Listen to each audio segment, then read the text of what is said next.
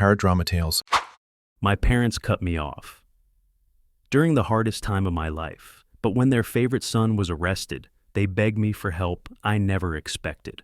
How do you react when the only family who ever showed up vanishes until suddenly you're their last, desperate lifeline? I'd been burning the midnight oil, again, down in the choked stairwell of our creaking Boston law office building, fingers dancing over my phone as I read the opposing counsel's last-minute amendment. It was past 9, and the janitorial crew had slicked the steps with fresh wax, without so much as a warning cone in sight. One misplaced foot, and the world flipped beneath me. I remember looking up at the polished railing spinning overhead as I slid 2 flights in an instant, arms flailing for purchase, my suit jacket catching on a step, tearing free. And then nothing but the awful rush of gravity until I landed in a broken heap at the bottom. My vision blurred into a kaleidoscope of fluorescent lights, the echo of my skull bouncing against concrete, and the muffled thunk of polished leather shoes as the security guard, God bless him, found me unconscious minutes later. When I came to, I was surrounded by the harsh glare of the emergency stairwell exit and my own shallow gasps. Pain lanced through what I would soon learn were a shattered hip, 3 cracked vertebrae, and a concussion that left me disoriented for days. An EMT jokingly quipped, "At least you're a lawyer, you can sue the hell out of them," and strapped me onto a gurney with the casual kindness of someone used to human slinkies and pratfalls. As the ambulance doors clanged shut, that same ache that's lodged in every lawyer's heart hit me, bitterness mixed with resignation. Here I was, sprawled out with enough hardware in my hip to set off every airport metal detector in America, and the only sounds I heard were my own ragged breathing and the siren fading into the night. By the time I wheeled into the ER, my mind was a fog punctuated by pain. I kept coming in and out of consciousness, flashes of my wife's worried face, the doctor's calm assurances that, thankfully, you'll walk again, and the nurse's gentle prodding to acknowledge reality. I drifted between gratitude for my survival and a sense of crushing emptiness, because in the moment I needed my family most, they were nowhere to be found.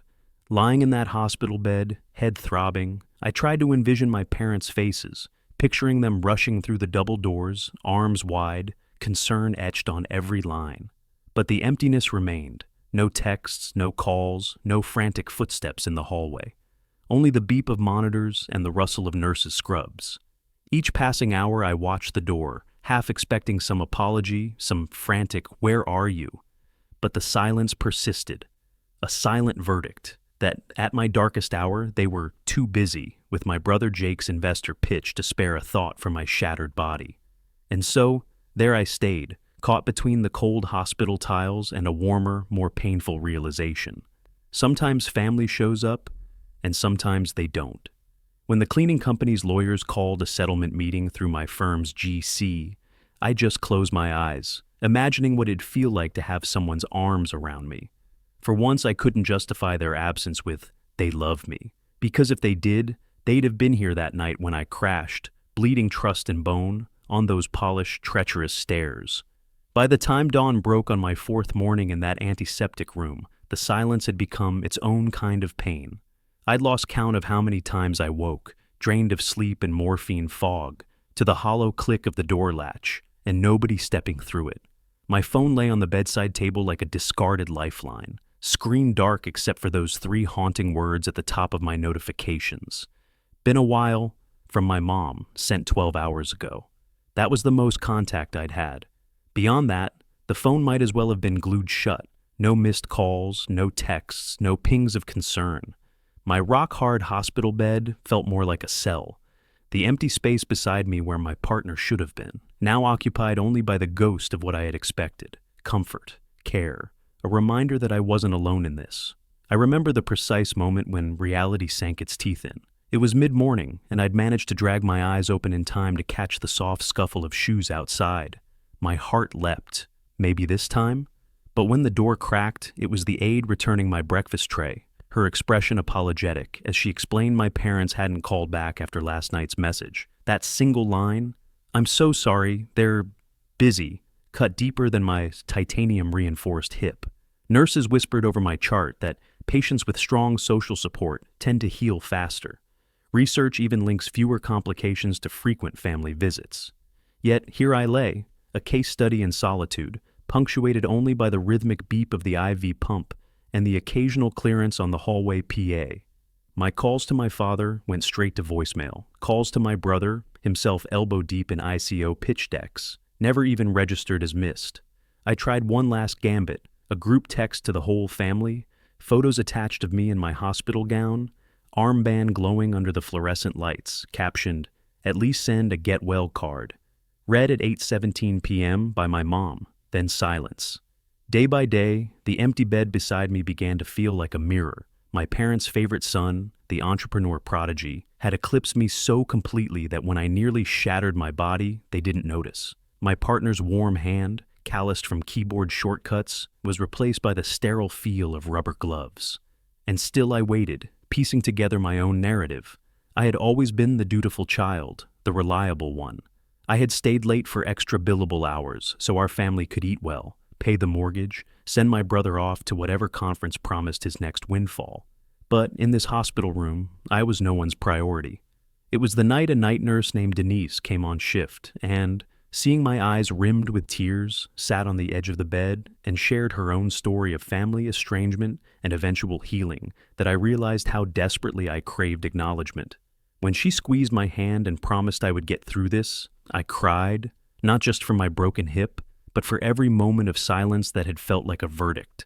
I mattered less than my brother's blockchain buzzwords. That night, I made a quiet vow. The empty calls would stop defining me. If my family wouldn't come, I would rise on my own. The next morning, when I texted Mom a stern, "I need you here," I didn't expect a reply. But I didn't waver. Because sometimes the hardest part of feeling abandoned isn't the fall, it's finding the strength to stand back up alone. By the time I heard about the party, I was still lying in that sterile bed, every breath a reminder of how close I'd come to losing everything. Yet across town, my parents and cryptocurrency genius brother, Jake, were staging the social event of the season, an extravagant high roller party at the Ritz-Carlton Ballroom, complete with gold-plated champagne towers, a custom ice sculpture of their startup's logo, and a guest list packed with venture capitalists who probably made more in a week than my entire hospital bill. I could picture it all vividly thanks to the pictures my cousin Mike had slipped me, floor-to-ceiling windows overlooking the Boston skyline, velvet lounge chairs where champagne flutes clinked incessantly, and Jake himself in a designer suit, flanked by local tech reporters hanging on his every pronouncement of blockchain democracy and decentralized asset liberation. They'd rented out the penthouse level, just for this night, so the lobby chatter stayed downstairs. They didn't even want to mingle with the riffraff attending a tech conference 2 floors below. There were glowing neon signs bearing Jake's company name, a faux crypto mine photo booth for influencers, and trays of caviar-topped canapes passed by servers in tuxedos. Even the dessert station was over the top. Espresso martini macarons, gold-dusted limoncello tarts, and an entire wall of chocolate lollipops shaped like Bitcoin symbols. My parents were beaming in every shot, Mom's face taut with pride, Dad's eyes shining like a proud peacock, while I lay in my hospital gown, too weak to make it through the lobby, let alone the door. What stung most wasn't the luxury. It was that while my hip was being wired back together, they were pouring cocktails for the very investors whose money was keeping Jake's fantasy afloat. They'd brushed off my texts about excruciating pain and the fear that I might never walk unassisted again. Instead, they'd invested in high-priced hors d'oeuvres and a live jazz quartet, fawning over Jake as if curing corporate world ills were more important than their own son's broken body. At one point, I imagined overhearing Dad whispering to an eager investor, "My son's vision is the future of finance," as if he'd been resurrected from the dead while I struggled to lift a fork. The invitations had gone out months ago, velvet-embossed cards delivered with engraved metal pens stamped in gold foil. "Join us to celebrate a paradigm shift," they read, as though I, the sibling lying in ruins, hadn't existed. I learned later that Jake had even gifted VIP tote bags filled with branded swag, leather notebooks, power banks, and the obligatory Bluetooth mouthpiece promising secure transactions, and customized ledger wallets with my brother's initials. Did they pack me a single bandage, a word of encouragement? Not on your life. But the pinnacle of betrayal was this. At the crescendo of the evening, Jake took the stage to deliver a thank you speech, lifting his glass high and proclaiming, "This family wouldn't be here without their support," before naming Mom and Dad as the backbone of his venture. The cameras flashed, the investors cheered, and I, in my private hospital room, heard only silence save for the distant wail of the elevator, a signature tune of abandonment that I'd come to know all too well. It was in that moment, watching their faces glow under party lights, while mine glowed only from the hospital overhead, I realized the depth of their disregard. They had traded their son's dire circumstances for a photo op with the so-called crypto king, and I was left wondering, how far would they go to protect Jake's image, and what secret lay beneath the glittering facade of that high-roller extravaganza? By mid-afternoon on the 10th day of my hospital stay, I was starting to think nothing could surprise me anymore, until my phone vibrated with an alert that felt like a thunderclap. The SEC had opened a formal investigation into Jake's crypto empire. 1 minute, I was gingerly learning to shift my weight off that clattering metal hip, and the next, I was reading legalese that spelled the end of the world for the blockchain revolutionary my family had canonized just a week before. My heart thudded so hard, I thought it might dislodge the IV line in my arm. As the tension in the room grew taut, I pictured the sterile white hospital walls closing in, but found myself glued to the screen. Subpoenas for his exchange records, demands for investor communications, a subpoena for bank statements. Everything that promised to expose every inflated projection, every polished press release, every one of those whispered promises of guaranteed returns that had lured in unsuspecting backers. I could almost hear that frozen smile cracking on my parents' faces, the same one I'd seen in the Ritz-Carlton photos, now morphing into panic. No more champagne toasts, no more designer macarons. Instead, there would be depositions, sworn testimony, and the ruinous threat of hefty fines and permanent bans. I remembered the nurse's orphan quip, and suddenly it felt prophetic. In a single stroke of the regulator's pen, Jake's empire would collapse, and the family treadmill of bailouts and bail-ins would sputter to a halt. My vision blurred as tears stung my eyes, tears of vindication, of sorrow, of grim anticipation, because I realized I wasn't just a bystander anymore. I was watching the inevitable implosion of the life my folks had built around their golden child. As I sank back against the pillows, I could almost smell the panic in their penthouse office. Dad scrambling for lawyers, Mom crying into her silk scarf, Kelly Googling how to avoid SEC civil litigation. Meanwhile, I lay here, forecast finally matching reality. Jake's 97% accurate algorithm was about to be judged by people who cared about evidence, not hype. It was surreal to think that the same regulators who had ignored 1,000 garden variety ICOs were now zeroing in on my brother's scheme. I pictured an SEC attorney clicking send on the email that would upend our family hierarchy, dethrone the self-styled prodigy, and, in the process, change the way my parents saw me. No longer the second fiddle to their superstar. They would need my expertise, my guidance, and maybe even my signature on their settlements. I closed my eyes and inhaled the antiseptic air, feeling the irony sink in. After years of being just a lawyer, after every dismissal of my accomplishments, here was my moment. The SEC wasn't just coming for Jake. They were coming for the entire charade, and I was the one holding the unvarnished truth. As the first tremors of fear rippled through those family group texts, urgent please, frantic please help us messages, I knew exactly what I would say.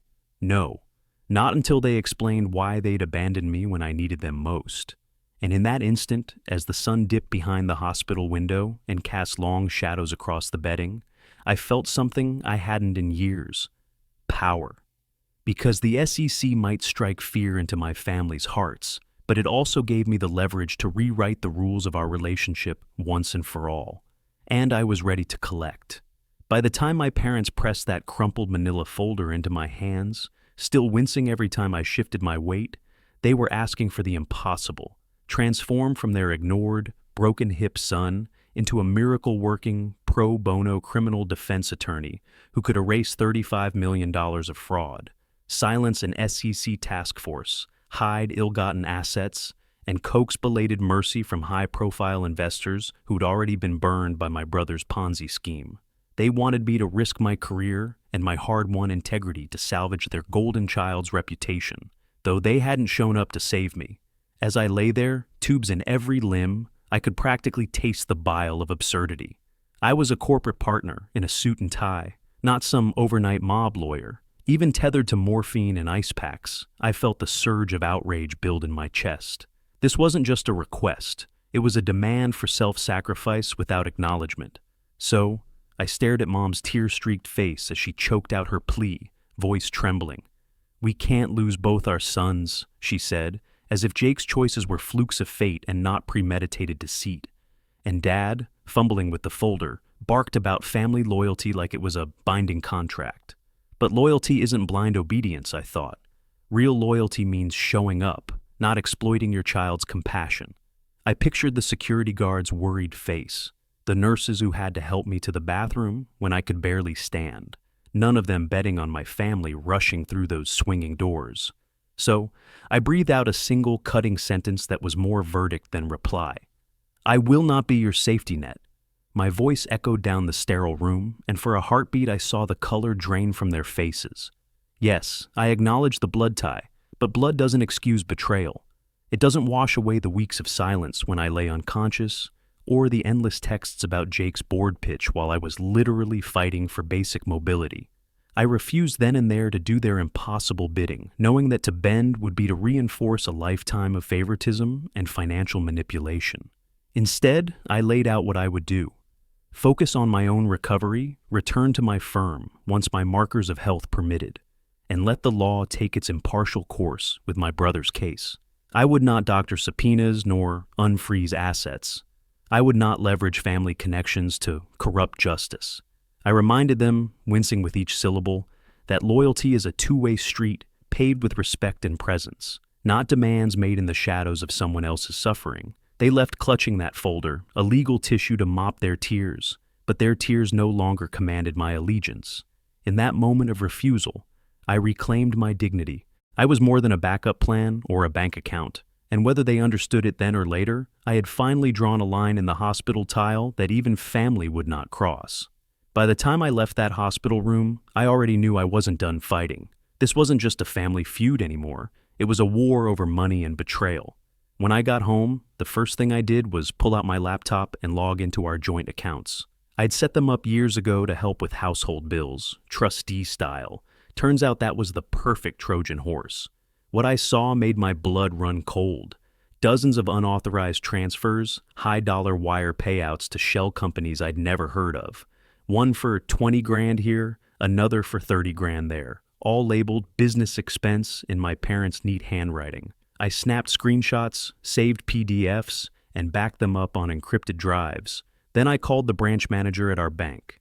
Within minutes, I was in a private office explaining that I believed my parents and brother had committed bank fraud, using forged signatures to siphon millions, and I demanded they freeze every single account linked to their names and to Jake's ventures. He didn't hesitate. He summoned security, ran through the forged documents I'd collected, and within hours my family's life savings were locked down. Their checking, their savings, even the modest certificates of deposit they had rolled over every year for retirement. The bank's compliance officer was blunt.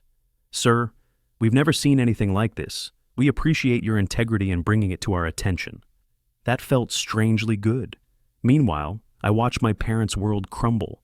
I saw Dad's Porsche repossession notice appear on my doorstep, a lawsuit summons for defaulted business loans, and my mother's mortified voicemail begging me to reverse the freeze just for a day, while she transferred legitimate funds back. But I knew better. It was all a pretense to keep their con alive. I refused every plea. When Kelly called in tears, begging me to have mercy, I reminded her that she'd laughed about selling our childhood home behind my back. My voice was cold but steady. "I'm done bailing you out."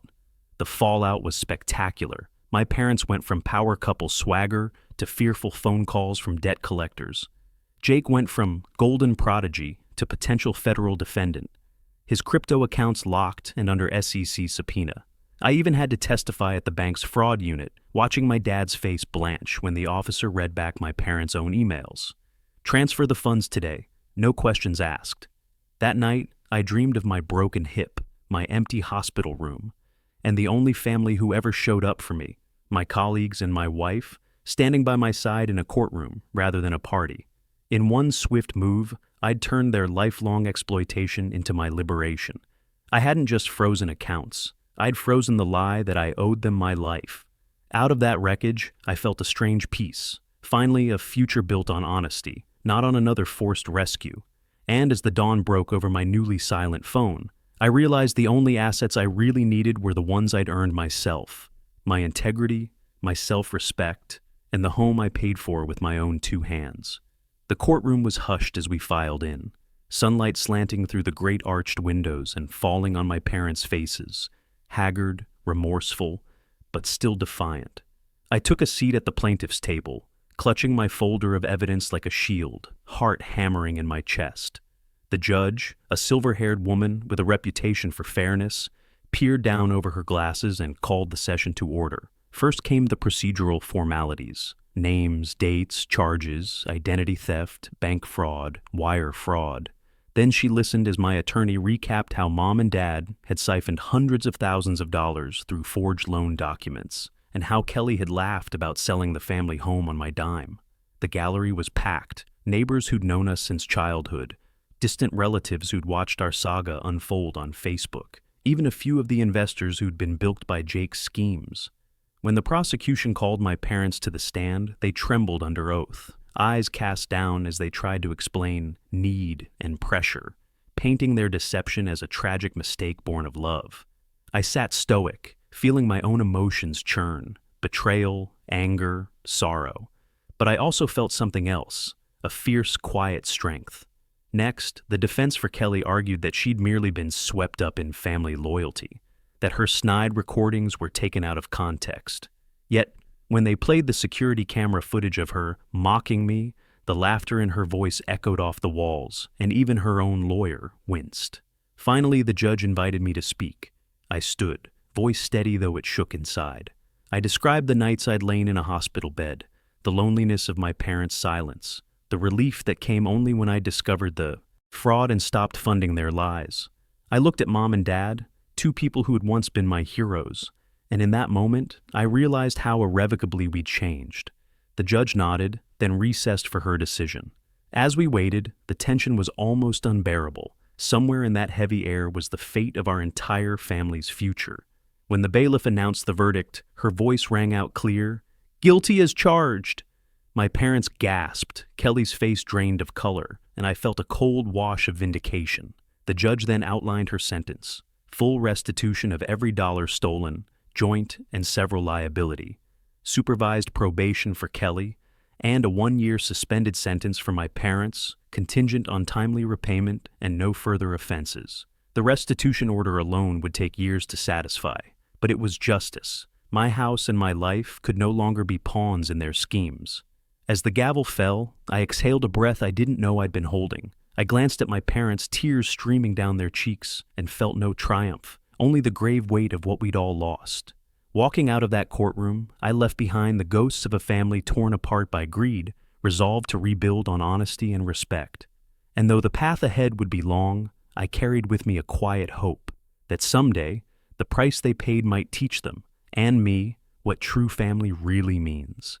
I'd spent years believing that love meant endless sacrifice, that family ties demanded I pour every last cent and every ounce of my heart into fixing their mistakes. But after the courtroom's gavel fell, I discovered that true love looks very different from what I'd been taught. Lesson 1: unconditional support is a two-way street. When I lay in that hospital bed, alone, I craved more than sympathy texts. I needed presence, warmth, a hand to hold. My parents' absence taught me that you deserve care as much as you give it. The second lesson was about money's real value.